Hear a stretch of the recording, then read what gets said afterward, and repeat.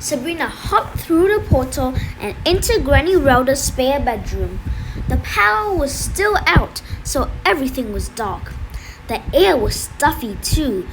From the shouting and explosions outside, it was clear that the Scarlet Hand was still trying to find a way inside, but protective spells were working to keep them out. Sabrina called for her father and listened for his reply. She followed his voice to her bedroom. His bedroom. He was lying on the bed staring up at his model airplanes. A photo album rested on his chest. He turned his head when she entered and smiled. "Need a friend?" Sabrina asked. "I didn't think I had any friends left." "I know that feeling," Sabrina said. She noticed the collection of marionettes Pinocchio had made of her family resting on the nightstand. "I didn't want anything to happen to them," her father explained. "Pinocchio worked so hard." Sabrina climbed onto the bed next to her father. "I know you're worried about our family. I know you don't want me and Daphne to get involved with this war," she said. "But Dad, you have to understand how confusing it is. You and Mom encouraged us to be brave and kind and help other people. You taught us right from wrong. Granny and Mr. Canis have been teaching us the same things. Now you're asking us to stop. I want to listen to you. I would love to go back home and forget about this place, but the thing is, I can't. Daphne is right. We're supposed to be here." Her father rubbed his face in his hands, something he did when he was trying to wrap his head around a problem. "You think I'm a coward," he said. Sabrina was going to argue, but she wasn't sure he was wrong.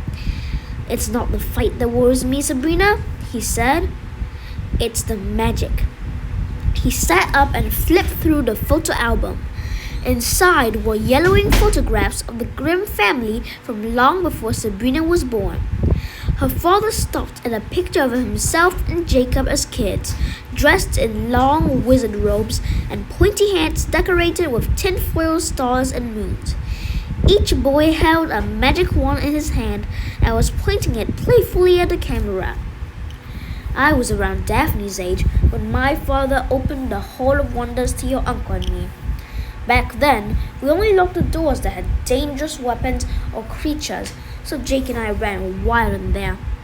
It was a giant playground and we didn't have to share the slide with other kids.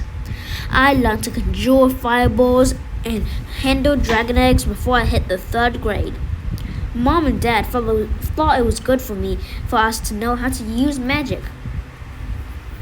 There was a picture of the two boys sitting atop a griffin. Despite its dangerous claws and vicious beak, Jake and Henry looked like they were riding a pony on a carousel. Their father, Basil, stood by proudly. "What they didn't teach us was that we needed to take magic seriously. It was all a game to us," he continued. "There didn't seem to be any consequences." "But there are consequences, Sabrina. Deadly ones." "Dad, I know what happened with Grandpa and Uncle Jake," she said. "It was an accident." "But people are supposed to learn from accidents, Sabrina. We're not supposed to repeat our mistakes over and over again. Even after freeing the Jabberwocky and losing my father, this family got right back to fooling around with magic, and now my own daughters are using it. That's why I want to get us out of this town. I want to leave before you have to pay the consequences too." "Would Grandpa Basil want us to leave?" Henry was quiet. He flipped through the photo album and stopped on a picture of his father. Basil was standing in the front yard with an axe in his hand. "Daphne and I take magic very seriously," Sabrina continued. "I learned the hard way. I can't go near most of the stuff. But Daphne, sure, she gets excited when she gets to use it, but it's not a game to her. She respects it, Dad, and she's really good with it. Even better than Uncle Jake." "But what if things go wrong?"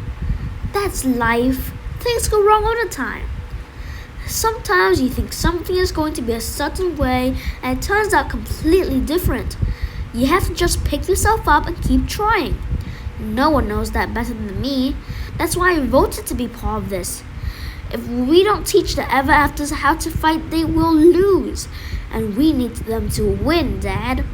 The whole world needs them to win. Henry stared at his daughter for a long moment. When did you get so smart? Sabrina shrugged. My dad's pretty bright. Plus, Mira gives amazing advice. Henry hugged her tight. It felt good. Maybe she'd get the reunion she'd wanted all along. Okay, new rules, he said. I'll get used to the fact that my daughters are tougher and smarter than I remember. And older too, Sabrina interrupted. I know it's tough getting used to the fact that 2 years have passed, but you're driving Daphne nuts when you call her baby. She's very sensitive about it. Okay, I'll try. If you promise to still love me no matter how obnoxious I am. Agreed? Agreed, Sabrina said. Oh, and stop arguing with Mom. It's getting boring. Henry laughed. Don't sugarcoat it, Sabrina. Tell me how you really feel. I'm just calling it as I see it. I'm sure I inherited that from Mom, she said.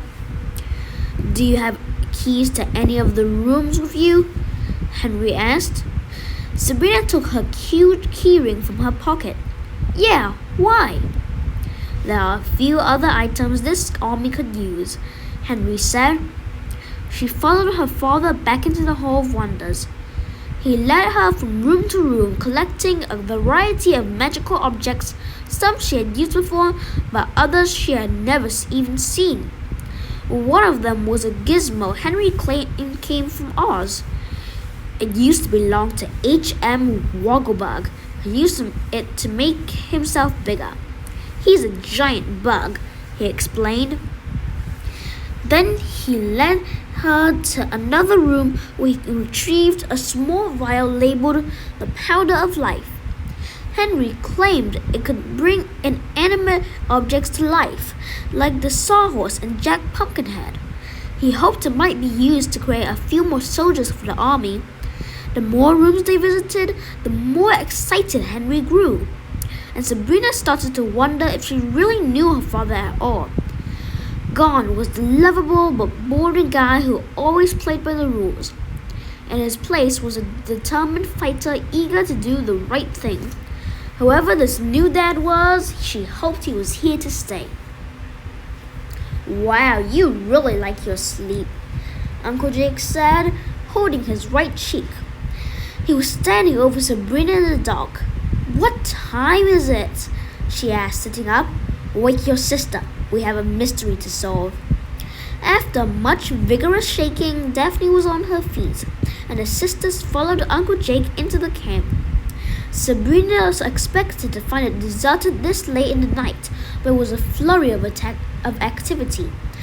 Everyone was rushing about with buckets of water, doing their best to put out a fire raging through the vegetable garden. The saboteur has struck again, Uncle Jake said. Fudge, Daphne complained. This guy is really starting to get on my nerves. He freed the chickens from the henhouse too, but that's not even the worst of it. Look.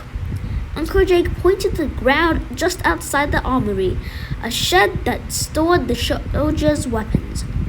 Piles of arrows lay broken on the ground. Sabrina knew that once that these had belonged to the merry men.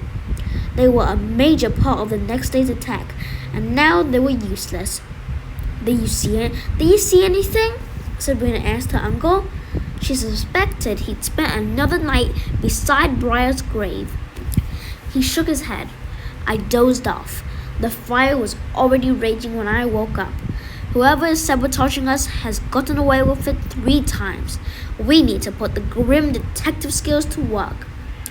Daphne clapped her hands. Yay! I'll comb through the garden, Uncle Jake said. Daphne, you take the henhouse, and Sabrina, you search the armory. If you find any clues, whistle. The trio sprang into action, and Sabrina rushed to the armory. She was surprised to find the large metal lock on the door completely intact. How did the saboteur get to the arrows without opening the door? Perhaps she thought they had a key. Charming, Seven, Robin Hood, Miss White, and maybe a few others had keys, but none of them seemed the type to betray the refugees. Charming hadn't always been entirely trustworthy, but he had built this camp. He was too proud to sabotage it. She circled the building looking for another way in. She found a slightly ajar window on the far side and forced it all the way open. She clambered into the dark, dry room. There wasn't much light, and the moon, hidden behind clouds, was not helping. She tried to feel around, but without light, her investigation was pointless. She decided to come back when the sun was up. As she made her way back to the window, she stepped on something. It gave way and she lost her footing, tumbling onto her backside. She quietly cursed in pain as she groped in the dark for whatever had tripped her. She found something small, sleek, and smooth, like wood. She shoved it into her pocket and crawled back to her feet. Soon she was out the window and rushing to find her sister and uncle. "I couldn't see a thing in the chicken house," Daphne said. "And there was nothing near the garden," Uncle Jake said. "I'll have to wait until they put the fire out to search the rest of it." "Well, that was a bust. You want to come into the hall and sleep with the rest of us?" she asked her uncle. "Yeah, you're going to get the flu sleeping out here," Daphne scolded. Uncle Jake shook his head. "No, I need to be near her." He turned and walked back to Briar's grave. Morning came faster than Sabrina expected. Henry and Daphne went to work training as many of the refugees as they could in the use of the new weapons Henry had supplied, but his newfound enthusiasm was not enough to raise morale. Charming's failed mission had them in a funk, and the cold rain and fog drifting into camp didn't help. It was a miserable day, and it was reflected on the faces of the already reluctant army. The first battle was a disaster, and now as they went off into a new fight, lingering feelings of humiliation and hopelessness weighed on their shoulders. "I couldn't get them into a fighting mood," Miss White said as she and the girls watched the army file out through the gates. "They need to feel they can win this fight or they won't." She spotted Uncle Jake marching with the crowd and rushed to join him. Soon, the heavy gates of the camp were closing. Aside from a handful of elderly guards deemed too feeble to fight and a small group of Everafter children, which included Red and Pinocchio, the Grimms were left alone once more to wait for news. Granny spent most of the day studying a three-dimensional map of the town that Mr. Seven had constructed. She fretted over Charming's plan, imagining all the possibilities. When a new strategic idea came to her, she told one of the Everafter birds, who flew off to deliver her message to the prince. Daphne, Puck, and Elvis played a game in which they tossed an old python through the air to see who could catch it in their teeth first, the big dog or the fairy. Pinocchio was invited to join, but he refused, claiming he was not interested in baby games. Instead, he wandered from one adult to the next, eager for an intellectual conversation about art or science or chess. He found no takers. Sabrina felt a pang of sympathy for him. She knew what it was like to be treated like a child.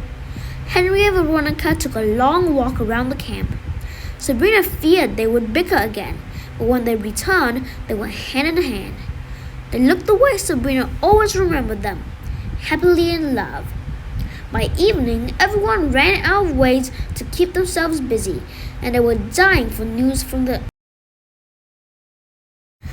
That seems to be the end of this video. I'll send more later. Goodbye.